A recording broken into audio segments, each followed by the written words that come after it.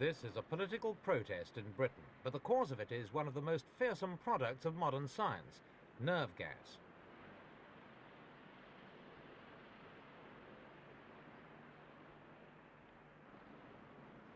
Britain is still involved in nerve gas research. Last week, in an attempt to silence at least some of its critics, the Defence Ministry held an open day at one of its main establishments at Nancekuke in Cornwall.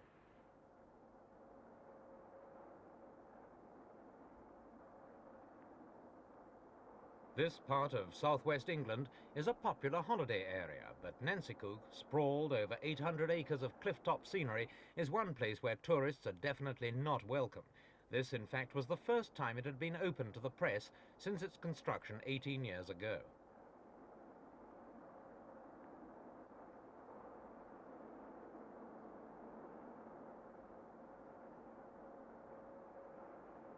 Nancekuke is an offshoot of Britain's main chemical warfare research centre at Porton in Wiltshire. Its original job was to evaluate the possibilities of Britain producing a nerve gas for military use. In conditions of utmost secrecy, the scientists set up a pilot plant for the manufacture of nerve gases. 3 years later, the project was cancelled, and the equipment still there in its contamination-proof cupboard, untouched for 15 years.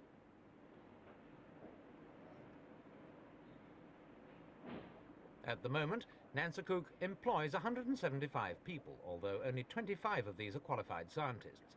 Their main job now is to produce antidotes to nerve agents and to investigate any substances which might be used in chemical warfare.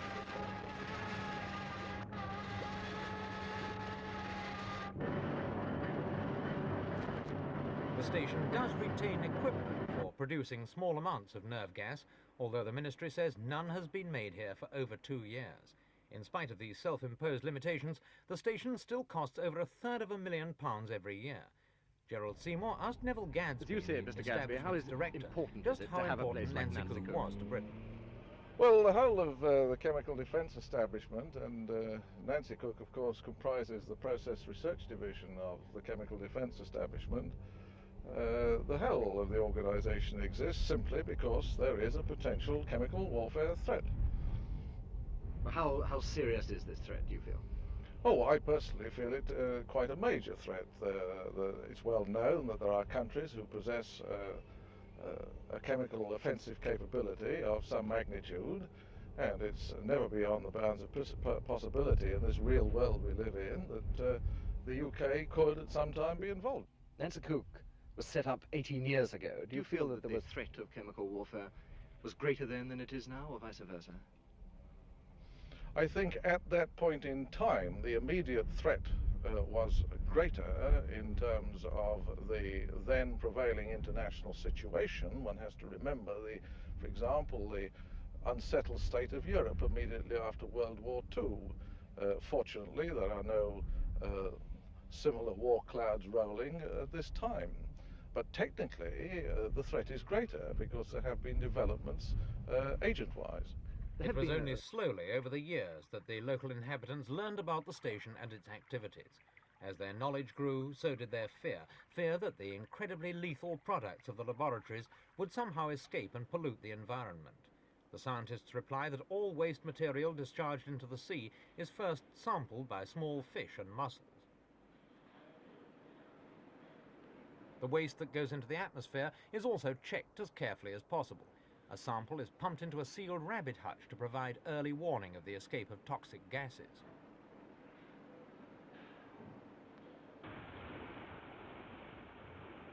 This is, or should be, reassuring news for the people of Nancekuke, but germ warfare is an alarming concept, and it stirs up fears and emotions not easily quelled.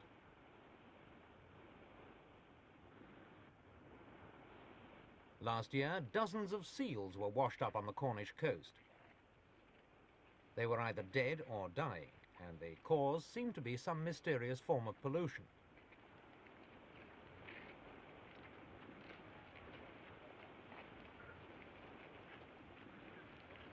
Seals weren't the only problem. Opponents of the germ warfare establishments claim 3 men have died and 2 been seriously injured while working at Nancekuke.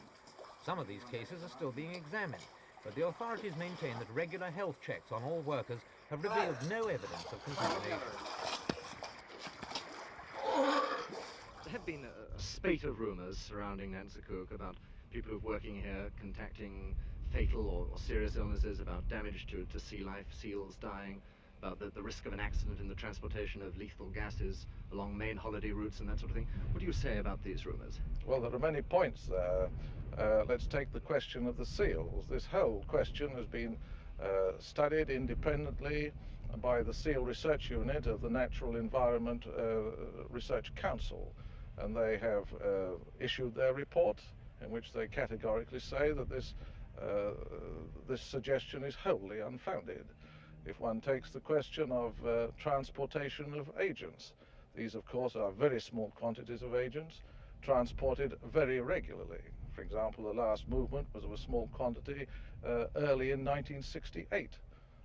There's been no nerve gas made here or transported from here to Porton since that time. Again, there's been an independent committee of specialists that have looked into this and pronounced favourably on the negligible hazards that exist in this transportation, particularly when compared with the hazards which are on our roads through transportation of chemicals and other materials in the normal course of daily life. Do you find that the people around...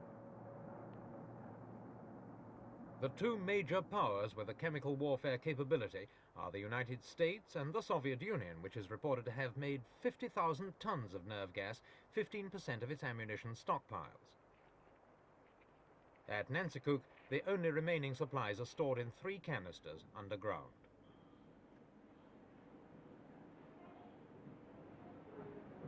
Nerve gases are colourless and odourless, and even in minute quantities, most can kill on contact with the skin or by being breathed in by the lungs.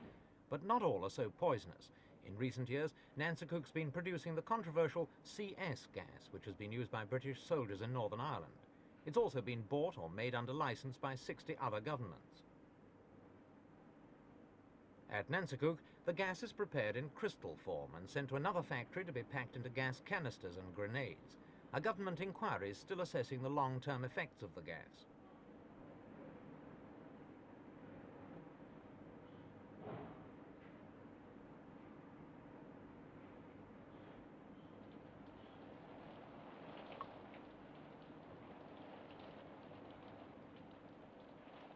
A careful shower and rub down are all this worker needs thanks to his protective clothing. Similar outfits are being supplied to the armed forces. But opponents of Nancekuke say that if the unthinkable did happen and nerve gas war were unleashed, the population at large would be unprotected. What are your principal objections about the establishment of Liz Compton?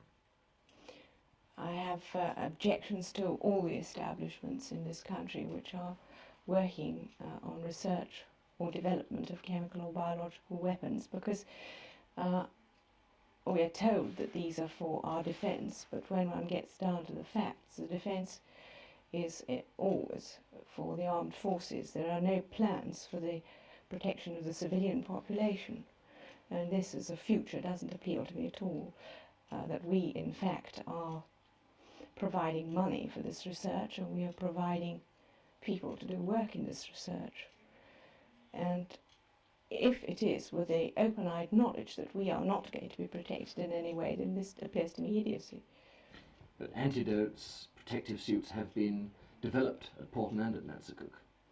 We are told that these have been developed and produced for the armed forces, but nobody has ever pretended that they are for your children or my children or us. And though I am very much in favour of medical research going on in various forms for the protection of the civilian population, I think that this is rational. I don't think this is what we're doing. Do you feel then that a civilian population could not be protected? The World Health Organization report which came out this year made this very firm point, that each country involved in this form of research makes it more likely that a weapon will be produced against which there is no possible protection. This is what the race is about. Do you feel at the moment that... So far, Britain's alone in pursuing a purely defensive policy on chemical warfare. As far as the superpowers are concerned, stockpiles must be matched, or a nerve gas war might lead to something even worse, a nuclear holocaust.